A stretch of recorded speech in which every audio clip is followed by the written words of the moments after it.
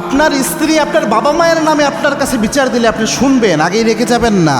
আপনার স্ত্রী আপনার পরিবারের ব্যাপারে কোনো অভিযোগ যদি আপনার কাছে দেয় আপনি শুনবেন, আপনি ফায়ার হয়ে যায়েন না। মনে রাখবেন, আপনার স্ত্রী তার আব্বাকে ছেড়ে আম্মাকে ছেড়ে বাড়ি ঘর সব ছেড়ে আপনার হাত ধরে আপনার ঘরে এসেছে, আপনাকে আঁকড়ে ধরেছে। আপনি ছাড়া বলার মতো তার কোনো জায়গা আপনার পরিবারের মধ্যে তার কাছে নাই। সে আপনাকে আপন মনে করে দেখেই মনের ব্যথাটা বলে। এখন এটা শোনার পর আপনি একটা কাজ করবেন, তাহলে দেখবেন সমাধান হয়ে যায়। কাজটা আমি পরে বলছি, প্রথমে এটা বোঝার চেষ্টা করেন একজন স্ত্রী কেমন হবে, একজন স্বামী কেমন হবে। দুইজনের পোশাকের মতো। একজন স্ত্রী এক সবচেয়ে প্রিয় বন্ধু, আপন মানুষ মনে করবে তার স্বামীকে, মনের ব্যথাটা সে বলবে।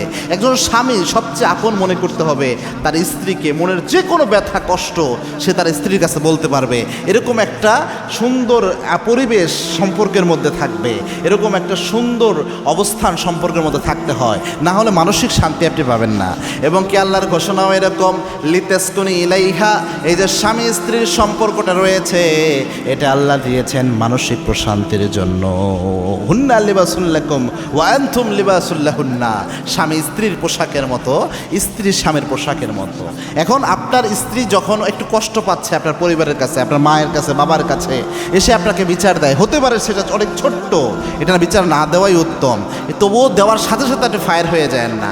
দেওয়ার পরে তারপরে আপনি তাকে বলেন যে বিবি দেখো, আমি এই বিষয়ে আমি কি করতে পারি, তুমি যেটা আমার কানে দিলা, এখন তো আমি আমার বাবার উপর একটু যদি ক্ষোভ তৈরি হয়, আমার মায়ের উপর ক্ষোভ তৈরি হয়, আমার আচরণে তো অনেক সময় এটা প্রকাশ হয়ে যেতে পারে যে আমার বাবা মা কেন বুঝে না যে এই মেয়েটার দায়িত্ব আমানত আমার কাছে এসেছে, আমি নয় বা বয়স কম, আমার ভুল হতে পারে, তারা তো মুরব্বী মানুষ, তারা তো বুঝার কথা, এটা এত বছর সংসার করে এসেছে, তবু আমার বউটার সাথে কেন এমন করে, যে মেয়েটা তো আমার আমানতে রয়েছে। এই চিন্তা করে আমি তো আমার বাবা মার সাথে একটু খারাপ আচরণ করে ফেলতে পারি। তখন পুরুষ আমার বাবা মা যদি মন খারাপ করে, আমারই তো তাকদিরে অনেক খারাপ কিছু চলে আসবে, আমার লাইফেই তো ক্ষতি হবে, আমার বাবা মাই তো কষ্ট পাবে। সুতরাং এটা তো আমারই ক্ষতি, আর আমার ক্ষতি মানে তো তোমারই ক্ষতি। এইভাবে যখন আপনি আপনার স্ত্রীকে বুঝাবেন, দেখবেন আপনার স্ত্রী বলবে যে যা হয়েছে হয়েছে, এটা আমি সামলায় নিব, আপনি এর মধ্যে ঢুকেন না। এজন্য স্ত্রীকে বলেন যে ছোটোখাটো যে বিষয়গুলো আব্বা আম্মার সাথে বা পরিবারের সাথে হয়, এগুলো নিজেরা সলভ করে নাও, স্মার্টনেসের সাথে এগুলো নিজেই সামলায় নেওয়ার চেষ্টা করো, এগুলো আমার কানে দিও না। একটা পুরুষ মানুষ বাইরে যখন কাজ করে আসে, আপনি যখন কাজ করে আসেন, হঠাৎ করে যদি এটা দেওয়া আপনার কানে যখন বাবা মার বিরুদ্ধে কথা বলবে, রেগে যাওয়া স্বাভাবিক, কেননা বাবা মার ব্যাপারে যে শ্রদ্ধা আমাদের হৃদয়ে থাকে।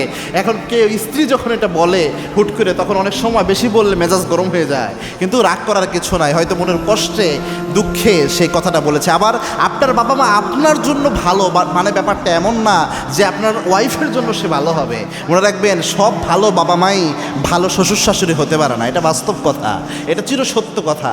এজন্যে আপনি একটু বুঝাইয়া সুন্দরভাবে ইনসাফ ভিত্তিক যেভাবে সমঝোতা করা যায় করে দেওয়ার চেষ্টা করেন।